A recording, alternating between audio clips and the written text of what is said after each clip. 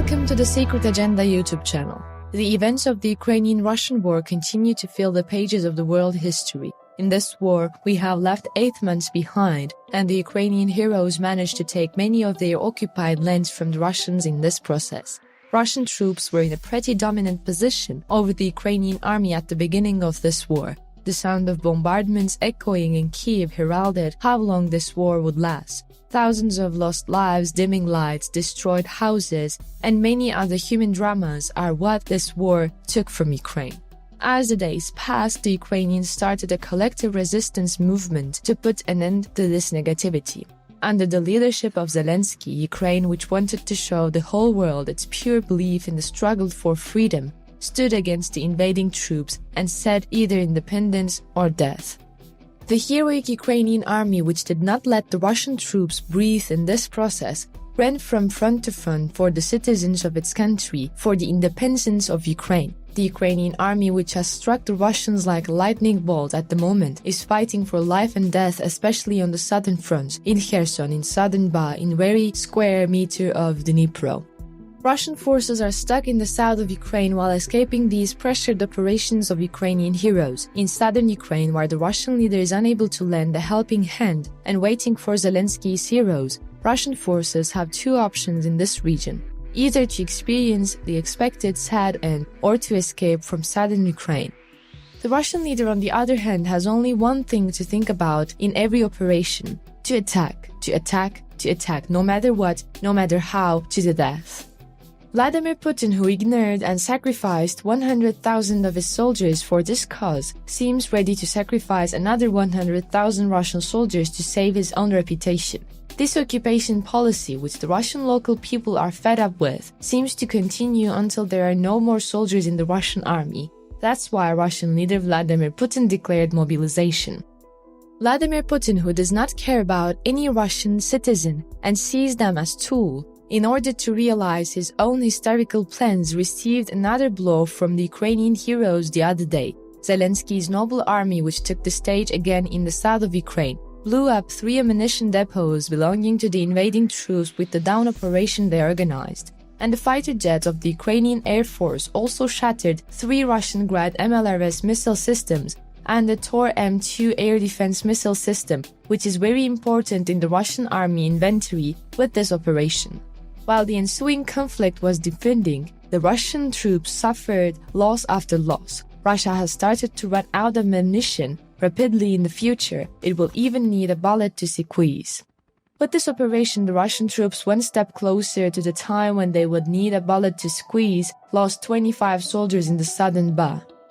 Zelensky's soldiers continued to bring joy to his country, winning victory after victory. One Russian leader sighed, especially in the cold rooms of the Kremlin, there was dead silence. Vladimir Putin asked his subordinates to account for this situation and did not seek any guilt or responsibility in himself.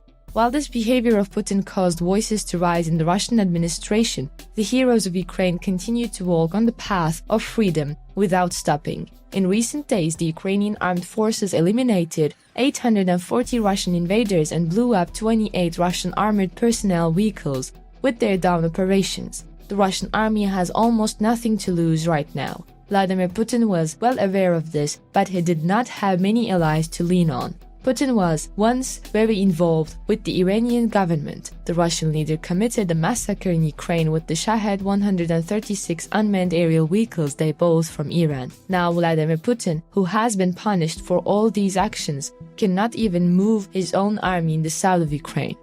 Maybe right now the Russian leader, who is sleeping very comfortably when he puts his head on the pillow after calculating all this, is he having a good sleep? Or is Putin begging God to get rid of his crimes both against Ukraine and against Russia and to fall asleep as soon as possible? The Russian losses for which Putin has to account are getting longer and longer. Here are the military equipment that Russia has lost in the Ukraine war: 2,750 tanks, 5,580 armored personnel vehicles, 1,772 artillery systems, 391 MLRS, 277 aircraft, 258 helicopters. The list is so long that it is difficult to calculate. Determined to add something new to the list, the Ukrainian heroes seem intent on not stopping in the south again.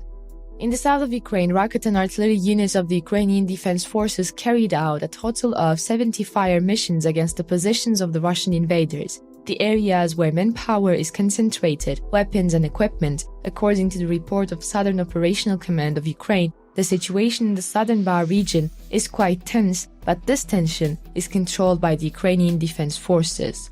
The Russians, on the other hand, are strengthening their positions on the left bank of the Dnipro River and forcing the surrounding inhabitants to leave their places of residence on the right bank of the river. At the same time, the invaders do not cease to limit the use of ships and access to the shore. When we turn our attention from southern Ukraine to the general lines of the war, we see that the Russian-Ukrainian war has become a gigantic tank battle.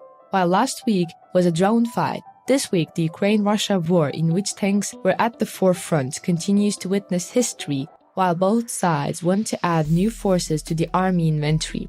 The Ukrainian army may have captured enough Russian T-62 tanks to equip a tank battalion, but these vehicles abandoned by Russian troops on the battlefield will only help Kiev's efforts up to a point. To effectively repel the invader, Ukraine needs more armored vehicles, especially more modern tanks. While the Ukrainian military is still hoping to receive German-made Leopard 2 or M1 Abrams, surprise help has arrived from Slovenia in recent weeks. The Slovenian government announced that it has sent a total of 28 M155S tanks to the Ukrainian army. The Slovenian Ministry of Defense confirmed that these tanks were successfully delivered to Ukraine.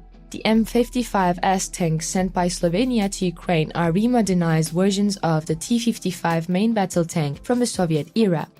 Based on the original Cold War era T-55, the upgraded M55S tanks feature a more powerful 105mm Royal Ordnance L7 main gun equipped with a thermal insulation jacket, one of the most successful tank equipment of all time. In addition, the digital fire control system of these tanks includes 3 operating modes: automatic, semi-automatic, and manual.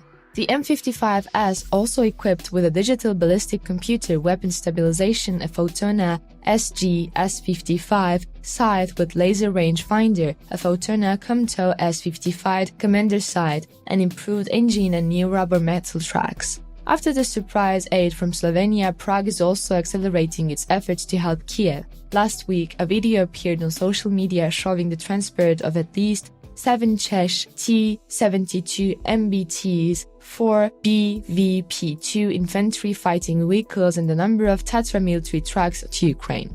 This shipment is the last batch of T-72 M1 tanks sent since April, when 40 export model tanks were delivered to help Ukraine from Czech Army's reserve stocks. The Czech Republic inherited its stock of T-72 tanks after the collapse of the Soviet Union and continued their operational use throughout the 1990s. All these T-72s inherited by the Czechs have been modernized and fully upgraded to the T-72 M4 CZ model. An American Perkins CV-121,000 water-cooled diesel engine was also added to the Czech tanks, providing an output of 1,000 horsepower. With this change, Czech tanks retained their Soviet-era 125mm smoothbore main gun, but new ammunition was developed locally for it. The developed domestic ammunition increased the penetration values of Czech tanks at range. The situation of the Russian army in the war is expected to worsen as these strengthened and rebuilt Czech tanks reach the Ukrainian heroes. Currently, the Russian army has lost thousands of tanks and armored vehicles in this war, and it is almost impossible for the Russians to compensate for these losses. Ukraine, on the other hand, adds a new strength to its army inventory every day. In the coming days, it is possible to see the effects of this situation on the Ukrainian heroes. Please do not forget to subscribe to our channel and turn on notifications in order to be informed about new videos. Thank you for watching us.